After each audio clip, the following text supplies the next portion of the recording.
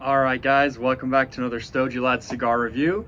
Back with a Cuban cigar this time. Got a really calm afternoon here, so I've decided to go for sort of light to medium Cuban cigar to match that afternoon vibe. It's the El Rey del Mundo Choix Supreme.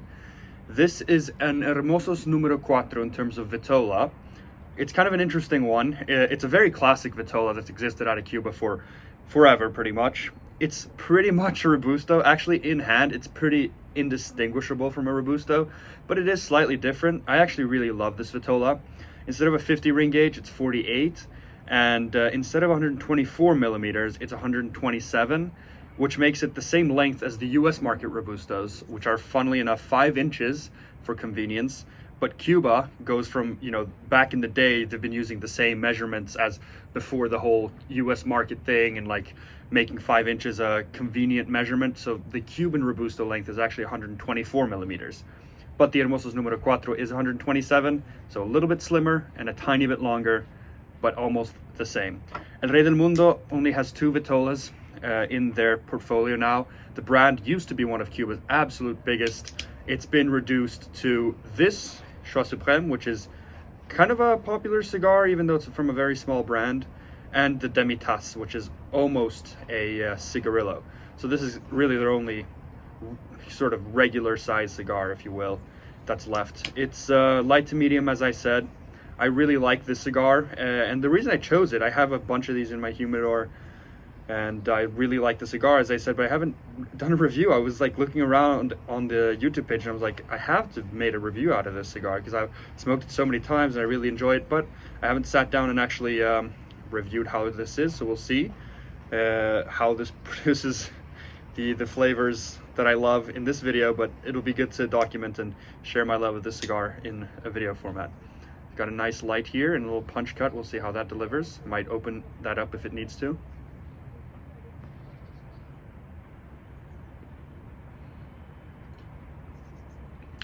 Perfect draw.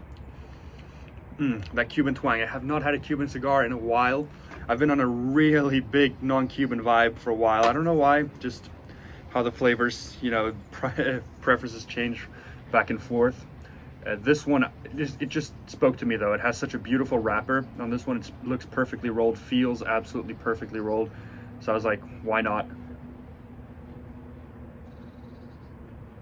I've had this one for quite a while as well, so it's decently aged. Couple of years on it, I think. And all the Cuban twang, the saltiness, it's a creamy smoke. Really good so far. I'll get back to you guys in the first third of this cigar, but so far I've missed that Cuban twang. See you guys soon. All right, so I'm about 15 minutes in here. I was a little bit worried when lighting this up because I haven't dry boxed this, which we've talked about on our podcast before, but Cuban cigars tend to smoke a little bit better in a little bit lower humidity. I just took this out of my humidor with 69% humidity in it. It's burning beautifully and it's very humid outside. Actually, it's been raining for days. It's kind of misty in the air, kind of foggy. And that also tends, high humidity around tends to make the cigar, especially the wrapper, burn a little bit worse. It just gets so humid, but this is actually burning very, very well. It's, lagged a little bit, but, after a couple puffs, it corrects itself, which is nice. The flavor's pretty good as well. I really enjoy the flavor. It's not overly complex right now, and it's not a very aged cigar, which I can tell, because the flavors are a bit shrouded. But what I'm getting is I'm getting a little bit of a cereal note, not a lot though, but kind of a biscuity note. Mostly, it's that salty twang. Cuban twang is really the headline, but also a nice, creamy smoke that finishes off with sort of a butterscotch caramel sort of finish. It's nice and sweet on the finish. It's a very long finish. The flavor is actually more towards medium on this one. This is not as light as some that I've had before. There's a bit of spice as well, especially in the back of the throat, lingering. It's not very peppery, but just a tiny bit of a tingling spice.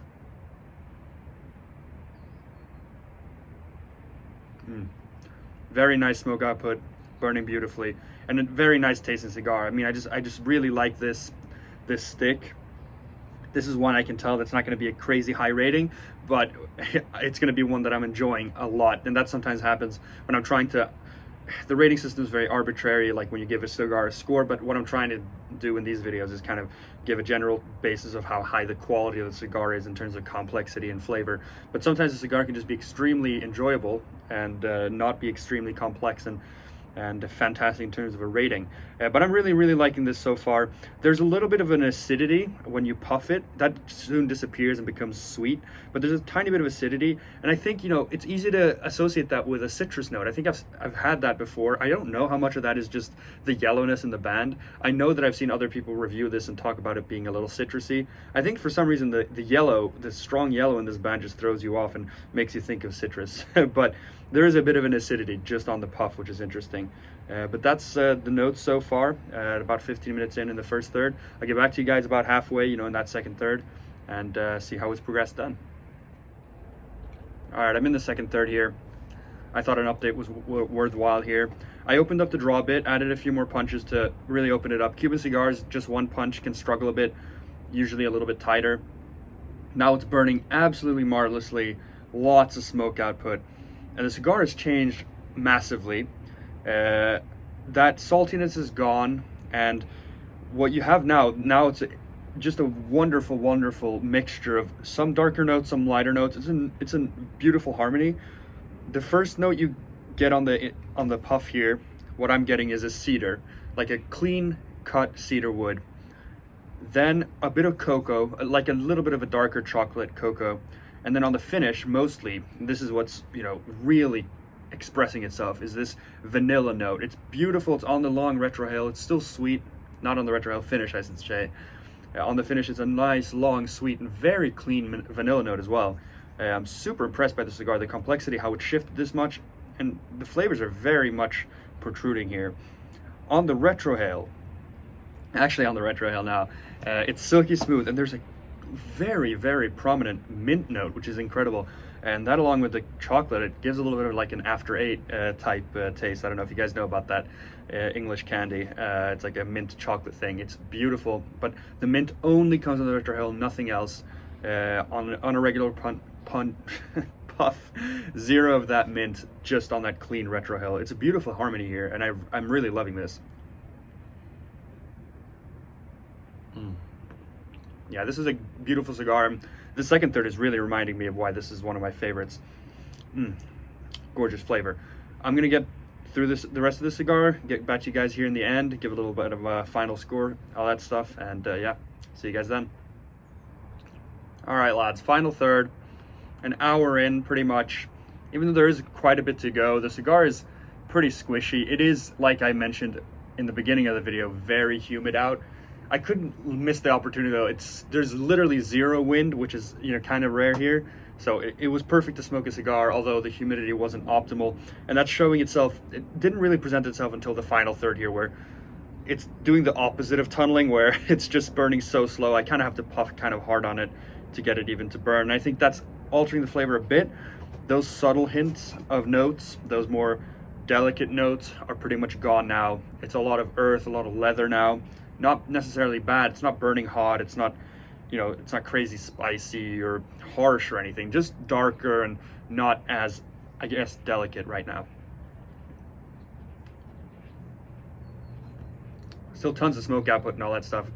And after I puff, it burns perfectly. It's just a little bit too humid outside. But other than that, this is just a cigar that I really love. I think I can really recommend this one.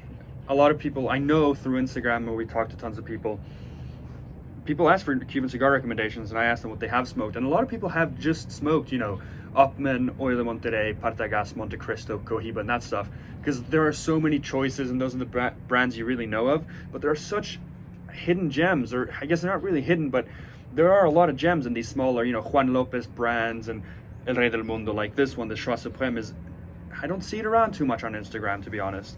And that's what I kind of use as my barometer of how popular a cigar is.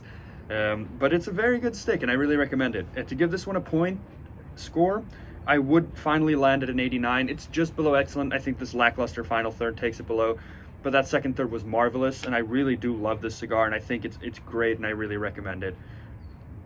Very underrated is kind of my take on this, which is something an opinion I share with a lot of these smaller brands, that there are sticks here that are super underrated, and people don't go for them, I think, because they just don't recognize the band on the cigar, quite simply. But yeah, 89 points, just a hair under excellent, like I said. Great cigar though overall, one that I really enjoy, and I have a bunch more, so I'm definitely gonna revisit it from time to time, keep some, age some. That's how it goes with the Cuban cigars. But yeah, as always, I hope you guys enjoyed this video, and as always, I'll catch you guys in the next one. Cheers.